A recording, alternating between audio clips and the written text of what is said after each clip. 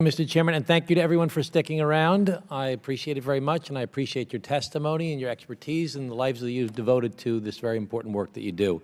I think that we've heard so many people talk about why this cut is just so absurd, and I don't think that there's very little disagreement that this just doesn't make any sense. We've heard it from people in the military, we've heard it from the diplomatic corps, we've heard it from experts like yourselves, from policy experts, from Republicans, from Democrats. No one really thinks this makes much sense to cut this amount of money. But I do want to ask the question. In every large organization, there's waste, fraud, and abuse. There's things that don't work well.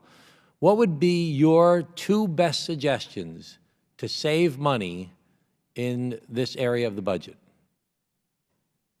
And it's got to be worth, it can't be 6 people or 5 people. It's got to be something big. Well, I am biased. I serve in the Foreign Service. I think we're so small that to somehow think you can downsize the number of people in the Civil and Foreign Service and be successful, I don't think it'll work.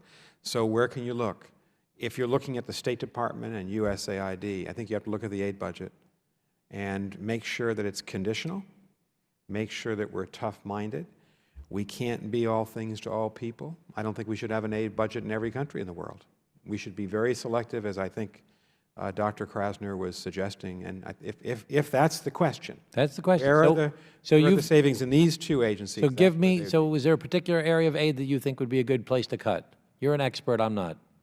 Well, I think that we have to look hard at some of the UN funding.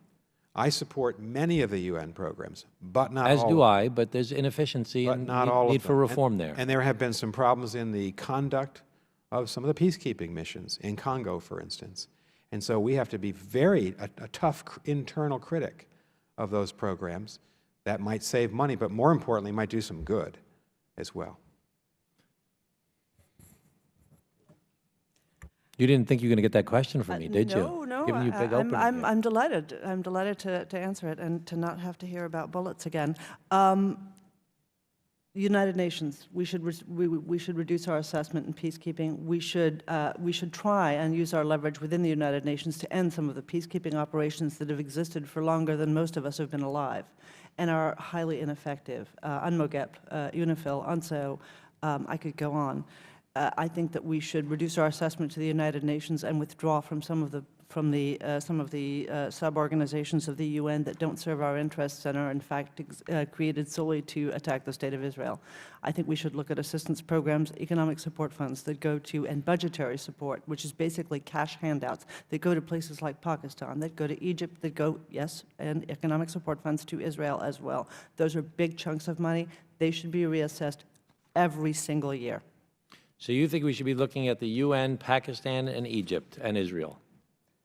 Those are the main places that you would suggest? Those are the main recipients of our foreign assistance programs. So those are Jordan is in there as well, but I think there's a much stronger case to be made that Jordan stands on the front lines and is very supportive in a variety of ways. I think our military assistance, our FMF to Israel, should continue. It is the vast bulk of our assistance to Israel, and it serves us as well as the State of Israel. But I think our economic support funds provided to Israel, given that the per capita income of the State of Israel is higher than in certain sectors of the United States, is something that we could revisit. And I think that the Israeli government would be amenable to that. I just want to say very strongly that when you look at the front lines, I think Israel is really on the front lines. That's why I said the FMF should continue. But do they need our economic support funds? Okay, well, thank you very much. Mr. Chairman, thank you so much.